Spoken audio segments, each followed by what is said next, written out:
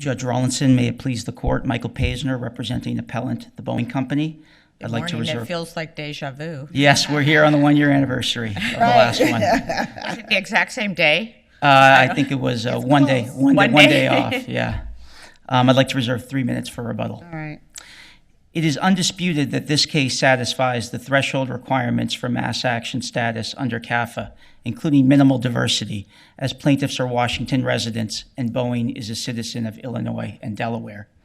In nonetheless remanding this case under the local controversy exception, the district court misapplied settled CAFA law as well as this court's instructions in the first appeal. As is now well established, courts are to apply a strong preference in favor of federal jurisdiction over properly removed mass actions. That means construing the local controversy exception narrowly and holding plaintiffs to their burden of proving that the exception applies. Are you talking to me because I dissented last time? No, Your Honor. No, Your Honor. Talking to the whole court. Talking to the whole court. You properly applied the presumption, but just reached the incorrect outcome in our view in that case. While the district court here recited the correct standards, it did not apply them, resolving doubts against removal and drawing inferences in favor of the plaintiffs. Contrary to the district court, plaintiffs' allegations against Landau for exactly the same conduct that they also attribute to Boeing are far too general, vague, and limited to satisfy the significant basis. Well, we have a little refinement since we were here last. And basically, we know that we have to, it's a pleading stage determination, and we have to look to what is alleged in the complaint to see whether the local exception applies. And here you have a situation where the allegations are that, that Boeing's the polluter, and that they retained Landau to investigate and remediate, and it was for probably, we've got a 10-year period there, right? I don't see how it seems with all of the plaintiffs being from Washington, and the property is in Washington, and that Landau, I don't see how you could bring this case without bringing Landau in, and there's no way knowing at the pleading stage, if, let's say, Landau did nothing for 10 years, it would clearly be significant what's going on, and they would have to bring them in. No one in their right mind, if you were to bring this case without alleging Landau, Boeing would just be blaming everything on Landau. All right, you're going to be pointing and that nothing, and a lot of these cases say the 10 years of exposure could make it worse for all the people around there. So it seems like you got a pretty big rock to push uphill here. Well, Judge Callahan, of course, it is, as I stated, plaintiff's burden to prove that the local controversy exception applies and all doubts have to be resolved in favor of federal jurisdiction. And this complaint does not provide any of the type of detailed allegations. Well, it's got all of that. It's got all of that. It's got all of the allegations that you just stated. It's got everything that I've just said. There have to be detailed allegations from which the conduct of the in-state defendant and the out-of-state defendant can be compared. And these allegations are generic, boilerplate, and undifferentiated. They're not really, because let's just say if we go to the other case where they were saying 15 to 20%, we have that, and in that case, how could you hear every single one of the plaintiffs is suing Landau too, besides Boeing, so they're pulling Landau in on every single one of them, and without having had discovery, how can you expect them to have, say, it's 100%, it's 50%, or whatever, but we know that they're all suing them. We know that there's a 10-year investigation and remediation period alleged. Why can't that just be enough here at this particular stage? Well, Your Honor, the courts have been clear that there have to be sufficiently detailed allegations to permit the comparison to be made. What would you have them say without discovery? What would you have them say? They could have. They're not minor. It's not a minor player here. That's right. They could have hired to remediate and investigate, and it's over a long period of time. They have to make detailed allegations to permit the comparison. So one example would be the Benko case that you just referenced. Now, in Benko, of course, the plaintiffs amended their complaint to add detailed and express allegations that the in-state defendant was responsible for 15 to 20% of the overall wrongs asserted, and also specifically identified the dollar value of the relief that they were seeking from the in-state defendant, $5 to $8 million. There is nothing like that in this complaint. They don't provide any basis for comparing the conduct of Landau to the conduct of Boeing. They don't specify in any way the relief that they're seeking from Landau. They don't allege joint and several liability, which is present in almost every case where a significant relief requirement has been found to be satisfied. They don't even allege that they're seeking damages equally from Landau and Boeing. And in fact, there are 3 separate claims against Boeing. Plaintiffs are seeking separate damages on each of those claims, only 1 claim against Landau, and they're not seeking equitable relief. Now, I'd like to maybe turn, just because you were getting to the details of the allegations, maybe we can just look at the district court opinion, pages 9, 10, and 11. That summarizes the allegations that the district court was relying on.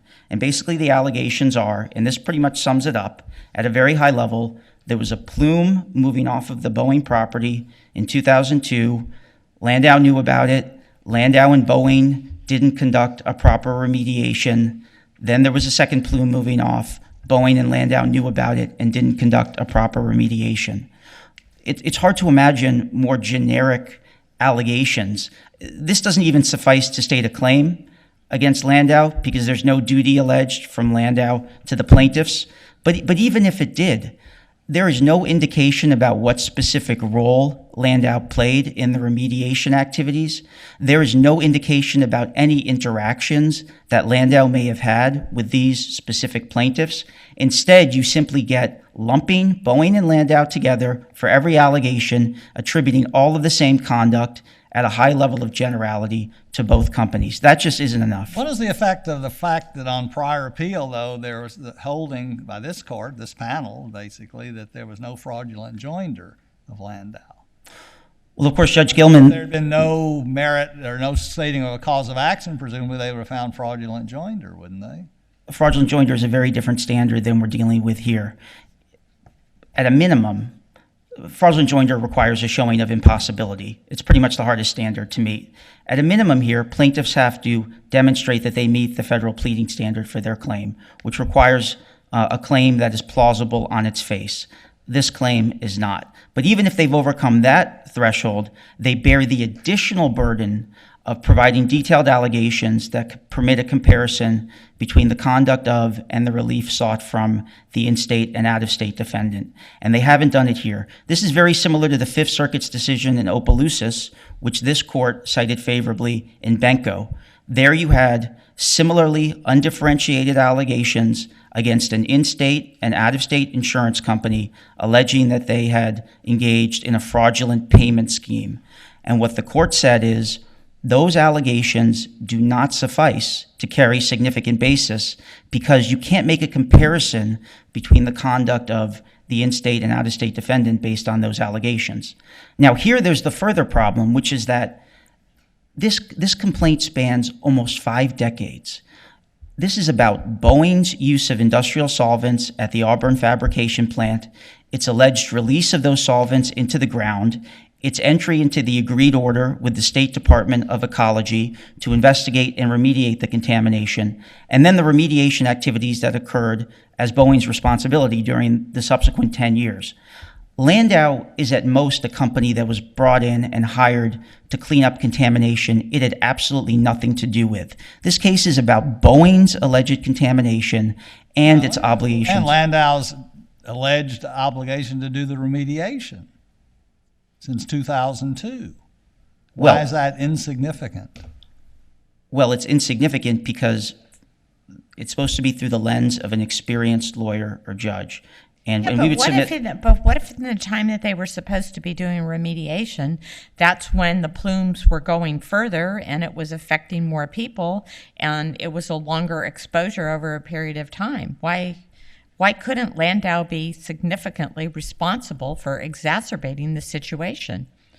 Well, maybe when the plume first started, it wasn't really getting to anyone, but over a period of time. Well, that's where it's important to always return to the fact that plaintiffs have the burden. They have to make specific allegations. All doubts have to be resolved in favor of federal jurisdiction. So while there are a lot of things that are possible when you have a boilerplate generic complaint like this, they're the ones who have to provide the allegations that permit the comparison to be made. When you just lump two defendants together, look, if their arguments are accepted here, it would result in a significant shift in the law, because it would mean that anytime plaintiffs sue an in-state and out-of-state defendant and just allege generically, well, both defendants caused us harm, that would necessarily satisfy the requirements. But that's not the law. It would gut the requirements, and it would amount to an effective reinstatement of the presumption against CAFA removal that the Supreme Court has rejected. These allegations are so bare bones that they don't even state a duty. But if they did, there's the additional burden that plaintiffs have to overcome in order to permit that comparison. And we would submit that when you have 5 decades of conduct and you have Boeing that was responsible for the initial releases and Boeing that was responsible for the agreed order with the State Department of Ecology, and Landau at most came in as an isolated role player at the end of the day, that they are not a significant defendant. I'll reserve the rest of my time. Thank you. Thank you, counsel.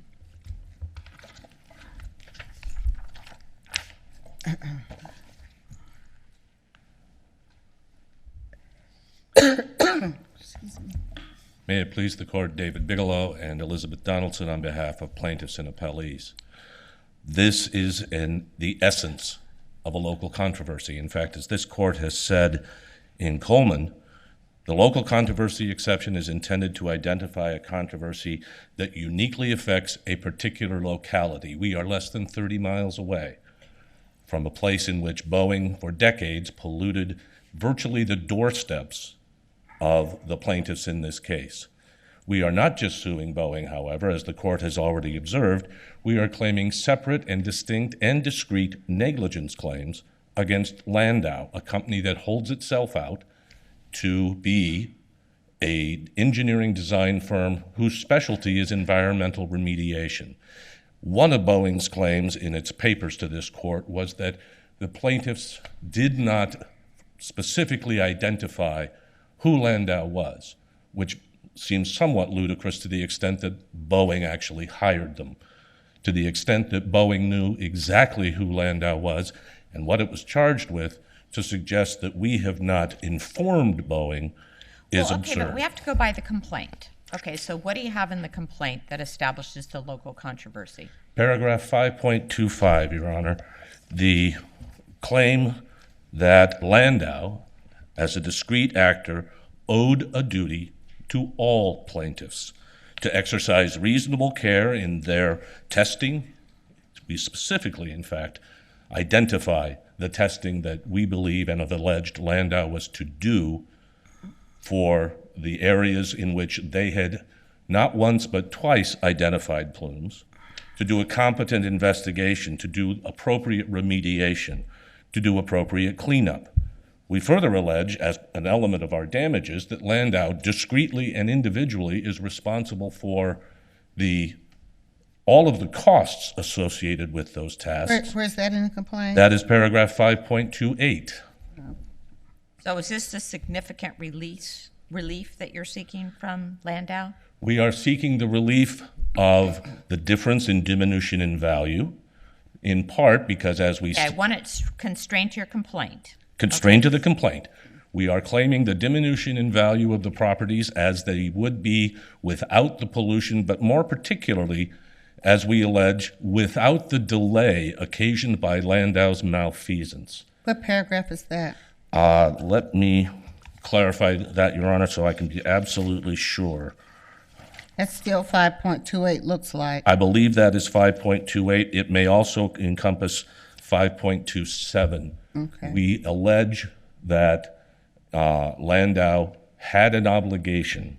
Now, we have alleged in paragraphs 4.10 through 4.19 that both Boeing and Landau identified a plume of pollution originating and migrating from Boeing's property, that they knew that the movement of volatile organic compounds posed a threat to health and safety, because in fact, that's Landau's business. They knew that the pollutants would contaminate the groundwater and the soil without further remediation and potentially, as we've alleged, escape into the air and into the homes. Counsel, the problem, at least as articulated by opposing counsel, is that those are global allegations and do not contribute a significant portion of the blame to Landau. What's your response? Well, as the court has noted already, at the pleading stage, it's a little difficult, particularly under Washington law. There was a reference made to the fact that we failed to include monetary amounts. Well, Washington law does not permit plaintiffs who are alleging, as we are, personal injuries and medical monitoring, as well as damage to property, does not permit us to put monetary amounts into the You plaintiff. have put in joint and several liabilities. And Your Honor, I certainly could have, and that is short-sightedness on my part, and I would ask this court not to hold the clients responsible for my failure. To that extent, should the court believe that an amendment for that purpose and any other discrete description of Landau's behavior is necessary, beyond a suggestion in the previous opinion, we will in fact make that Why amendment. didn't you do that based on the hint from the prior opinion? Here's the short and simple answer. That is my short-sightedness. I took the court's discussion about can you amend the complaint? My response, in fact, was yes, we can. And the court's observation, the plaintiffs may need to amend their complaint, as directing me to the district court. And as we see now, that was a misplaced assessment on my part. However, in fact, as we see, the district court observed what we believe is the basis of this complaint, which is we have two discrete claims. It is not one compressed claim, it is two claims. Boeing's pollution, Landau's cleanup. Landau, as this court has again noticed this morning, has the obligation to perform their tasks in a skillful and reasonable way, and we allege they didn't do it. Now, Well, I Washington- have a question about significant relief. Okay, in other words, does CAFA's local controversy exception require a court to determine whether the claims against the in-state defendant are significant in and of themselves or significant in comparison to the claims against the out-of-state defendant? Because Boeing's saying, hey, well, they're saying right here, hey, we're the big polluters for these purposes, so Landau is like a small fish. So what does significant relief mean? Significant relief on the facts of this case means, as we have alleged in the 5.21 through 28 paragraphs, that Landau had a duty under Washington law to perform its tasks competently, that Landau failed to perform those tasks, and more specifically, and discreetly, not as counsel has suggested that we simply lumped all the complaints together. We have alleged that Landau was responsible for testing. And we further alleged that where there's pollution, there is a need for remediation. One job for Landau is that remediation. And to the extent that Landau didn't properly test, as we allege, didn't properly plan, as we allege, didn't implement a plan, as we allege, they have caused further delay, as the court has already noted, and that delay in and of itself is a significant damage, and that is a significant basis for our claims. Landau, by the way, does have a duty under Washington law, and we have in fact alleged that Landau owes a duty. Now, in its papers, appellant has cited to Berg versus Shannon Wilson, Incorporated, a Washington appellate case for the proposition that the plaintiffs in that case could not show a duty because they were arguing that the defendant had failed to warn those plaintiffs of recommendations that they were making to a third party. The Washington Supreme Court has expressly rejected that concept when, as here, the plaintiffs have alleged a direct negligence claim against a design firm.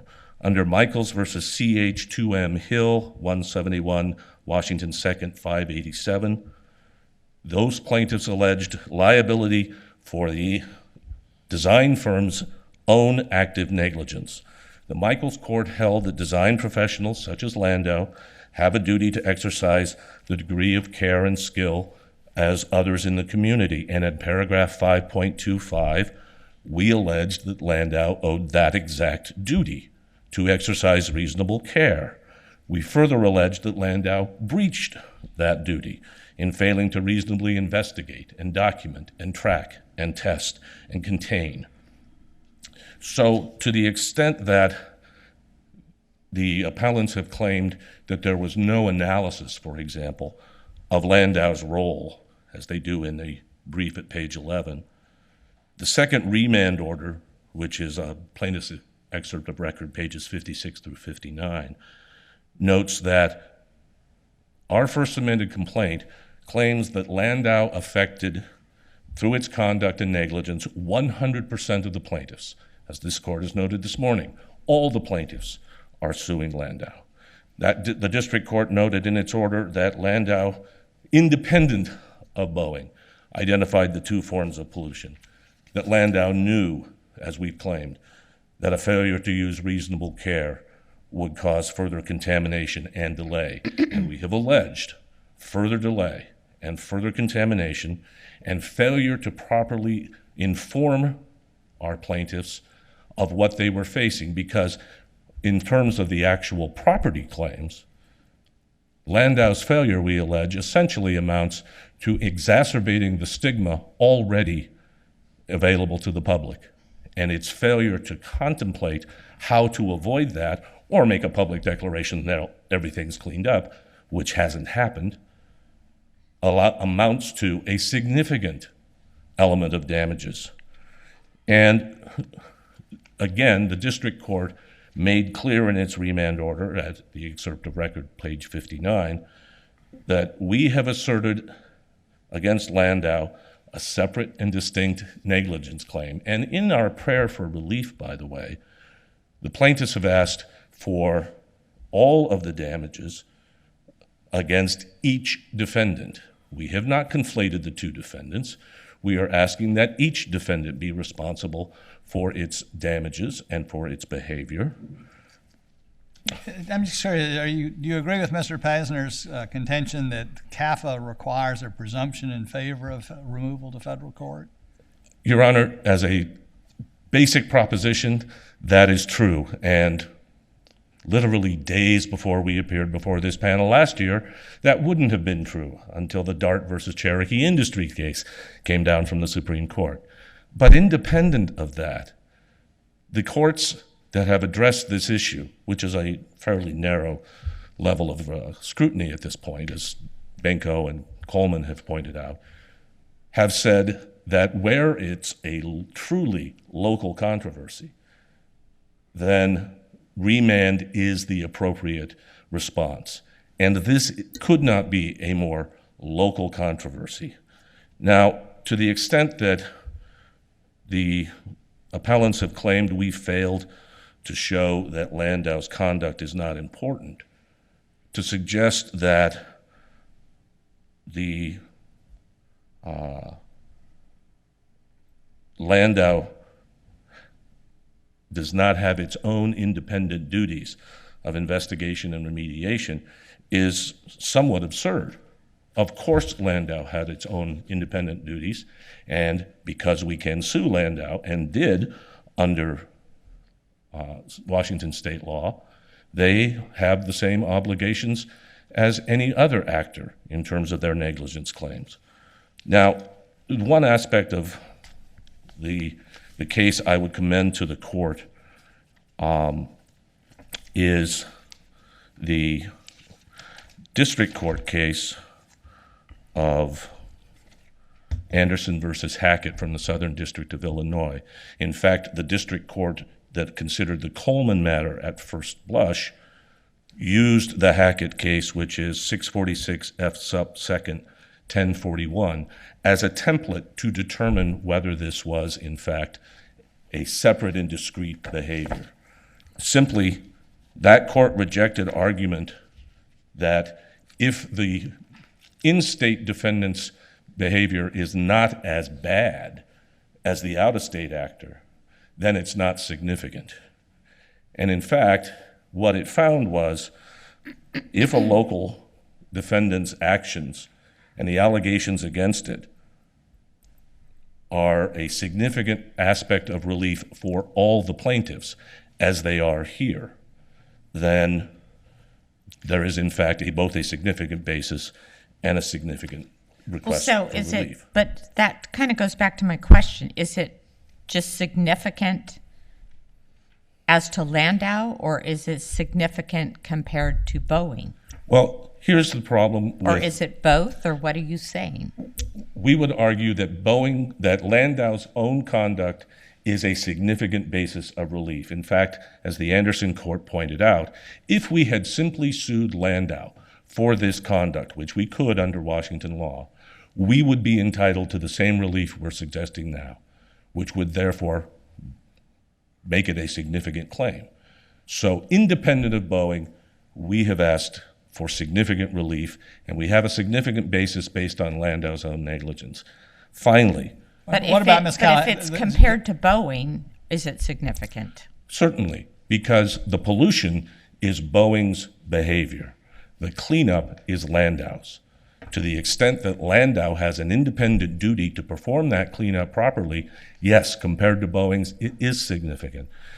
I have 1 second left, but I would like to point out. Well, Judge Gilman had a question. Yes, Your I was Honor. just going to ask as a follow-up to Judge Callahan, but what about the ratio of Landau to Boeing? Would you said Here's the something. problem with that, Your Honor. One, Washington law is pretty clear that we cannot use a monetary benchmark.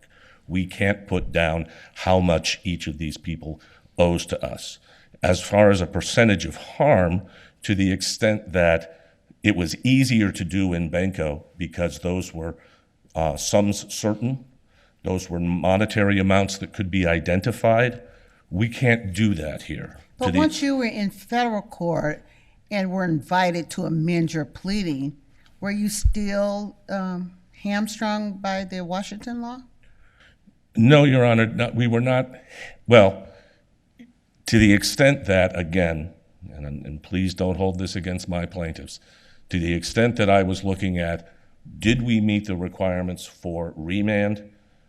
I was looking at whether we met the requirements for remand.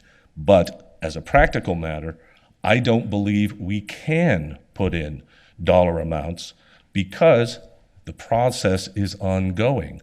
None of our claimants have had their property remediated.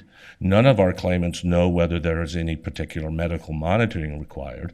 None of our claimants know whether their property is free of pollution or not. And because there is no end point to which we can then say, well, this part was Boeing and this part was Landau, we are not in a position to make that kind of argument. And to finally address, if I may, that issue, we can claim in an amended complaint, and by the way, Boeing has claimed that there's no reason to allow us to amend because after all, we've delayed for 2 years now, and I'm sorry, but Boeing's complaint that we have delayed is like the Menendez brothers claiming to be orphans. We have filed a complaint, had it remanded, filed an order for remand again, and had it remanded. We are back here, but I think the court's earlier questions to Boeing are on point to the extent that we have shown through a discrete claim of negligence that Landau's conduct is significant, and by asking for relief from Landau for the claims we've made against Landau, our relief is significant. We have quantitatively had a problem putting together numbers, but qualitatively, we have shown that we are, in fact, well within the local controversy exception. Thank you, counsel. Thank you, Your Honor. Rebuttal? Thank you, Your Honors. Just to address the question that was raised by Judge Callahan and Judge Gilman, the significant relief test is a relative test. You have to compare the damages sought from the in-state defendant to those sought from the out-of-state defendant. What case supports That's that? Coleman, this court's decision in Coleman, 631 F3D at 1018. And there are other cases as well that have held that from other circuits, and I'm not aware of any case going in the other direction. Just to correct some things that my colleague said about what's in the complaint. The complaint does not allege that Landau was responsible for the testing. The complaint alleges in 4.18 that Landau and Boeing conducted the testing and sampling. That's all it says. But it does say that Landau had a duty to the plaintiffs.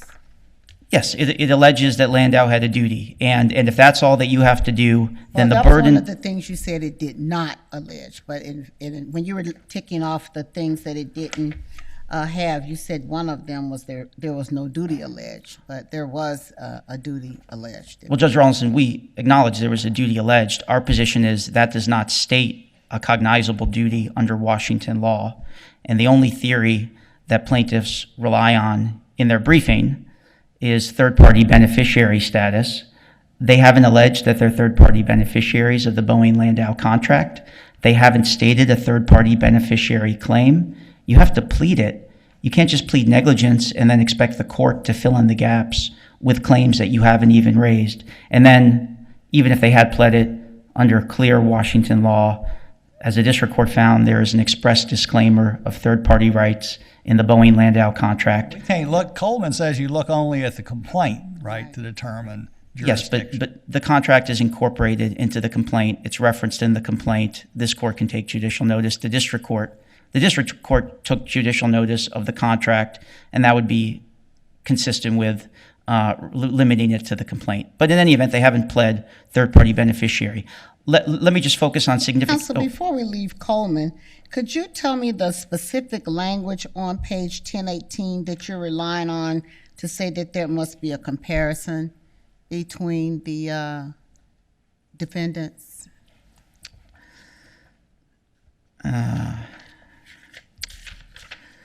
The great bulk of any damage award is sought from the out-of-state defendant rather than from the local defendants. They're talking about significant relief. They're not talking that it has to be. You're, I think, read too much into that. In Well- that case, that's what they're saying. But where does it say that you have to show a comparison, like what Judge Rawlinson said, that significant relief can't just be significant relief in and of itself? Well, I would submit that just the way I read that language, it's saying that the standard is whether the great bulk is sought from the in-state rather than the out-of-state. And there, Some courts have taken this example to mean that a district court, as part of this determination, should make a factual decision. So it doesn't say that that's a requirement. no, my only point, Judge Rawlinson, is that the standard is not whether it is an absolute amount of significant relief. It's whether it's significant compared to Well, from my the out. question to you was, what case says, and I think Judge Gilman asked the question as well, what case says that there must be a comparison between the defendants in order to establish that there is significant relief sought? And you said Coleman sets forth that requirement. Yes, we would read Coleman to do so at 1018. Also, the Woods case out of the 10th Circuit, 771 F3D at 1269. As compared to the out-of-state defendants, plaintiffs simply do not seek significant relief from local defendant. And then Evans, 449 F3D at 1167, analyzing whether relief sought from local defendant has comparative significance relative to the relief sought from out-of-state defendants. We would submit all the cases. All the circuit courts have held that. There are no cases going the other direction. If I may just finish up with one That's final. just setting forth, that's just restating what the law requires. It's not giving us a definitive example of how that comparison is made. It's really just restating the requirement that's set forth in the statute, right? That's right. And it just sets forth that it's a comparative requirement. And it doesn't tell us how we compare it. So it's how we make the comparison is pretty much left to us. Well, there may be cases at the margin that are difficult and would require some line drawing. This case is not one of those difficult cases. First of all that plaintiffs seek in their complaint is relief from Landau that is sufficient to compensate them for the harm from Landau's negligence. They don't tell us what that negligence was. They don't tell us how significant that negligence was in connection with their harms. They don't provide any basis for even knowing what relief it is they're seeking. And they don't No have, discovery yet. well, yes, Judge Gilman, but that's their burden at this stage, is to supply the detailed allegations that would permit that type of comparison. That's why this court in the first appeal gave them the opportunity to amend, and they didn't even try. They didn't even make an effort to satisfy these requirements. And the Supreme Court has been clear, the complaint has to provide sufficient details that permit a determination that the conduct and relief sought from the in-state defendant are significant. Thank you, Your Honors. Thank you, counsel. Thank you to both counsel for your helpful arguments. The case just argued is submitted for decision by the court. That completes our oral argument calendar today. We are on recess until 9 a.m. tomorrow morning.